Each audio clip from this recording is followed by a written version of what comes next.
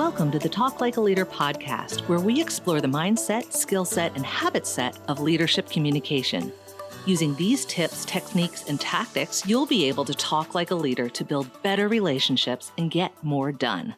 Your host is Guy Harris, who has more than 20 years of combined professional and military experience in consulting, coaching, and training in areas like team and interaction dynamics, communication strategies and tactics, as well as emotional intelligence. Take it away, Guy. Hi, this is Guy Harris. Welcome to the Talk Like a Leader podcast. This week's episode is titled, If You Can Name It, You Can Tame It. The idea for this episode is that talking like a leader often depends on remaining calm and rational in difficult and sometimes even irritating situations. So ultimately, remaining calm and rational often depends on not getting angry. I often say in leadership workshops and coaching sessions that I personally have never done anything when I was angry that I was proud of later. And so a lot of my work in terms of my self-control work, my personal emotional development work, is around the idea of trying to remain calm and rational in a difficult situation. Well, part of understanding how to do that is to recognize that anger is really a secondary emotion, often built on either fear or hurt, emotional hurt in this case, sometimes physical hurt.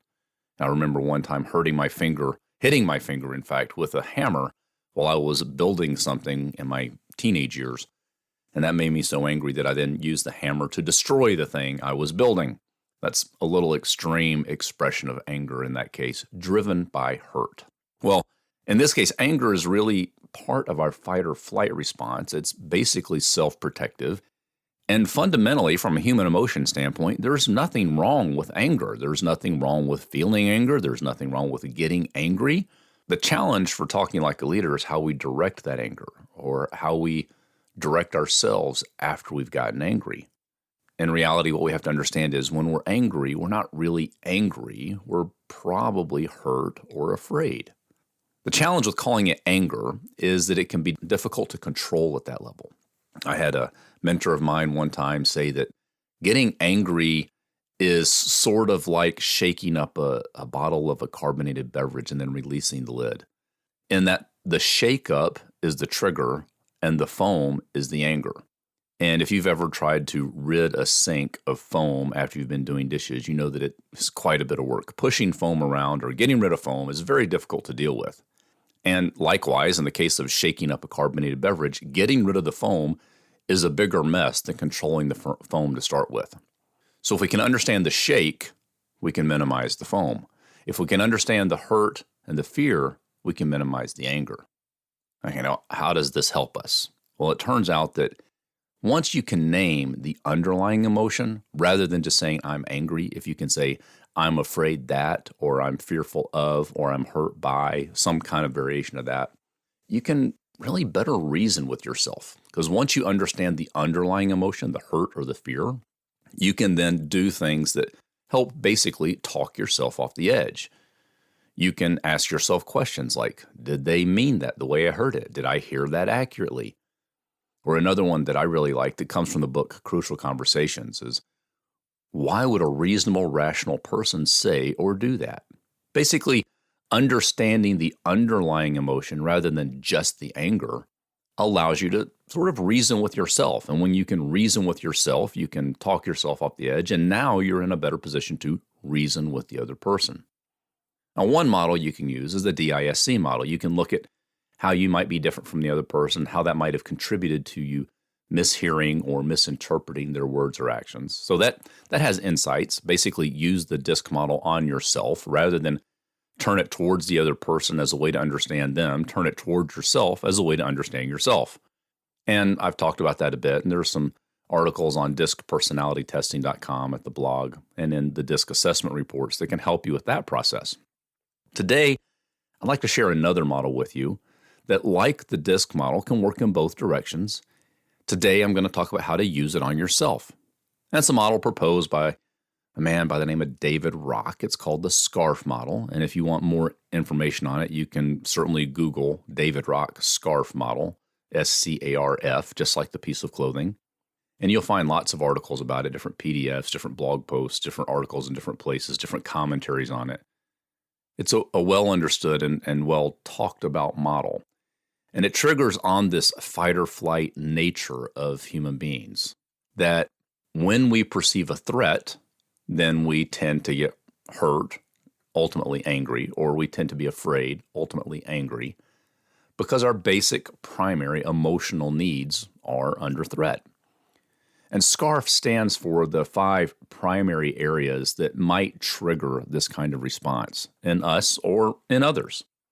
So SCARF stands for status, certainty, autonomy, relatedness, and fairness. Well, status basically says our relative importance to others, and the way we can use the SCARF model to understand ourselves better and get our anger under control, name it if you will, is to ask a question like this. Is there something about this situation that causes me to be afraid that my status is at risk, that maybe I believe this other person believes they are better than me? And then you can use the reasonable, rational person argument on yourself to say, do they really mean that? Is that what they really think, or is that just how I'm interpreting the situation? Certainty applies to the idea of upsetting our feelings or our perceptions of where the future is going to go. So did this person say or do something that causes me to feel like the future is uncertain, that they're changing my expectations or changing the outcomes that I predict? And then, again, you can reason with yourself. Did they mean to do that? Am I hearing that accurately? Is that really what they mean?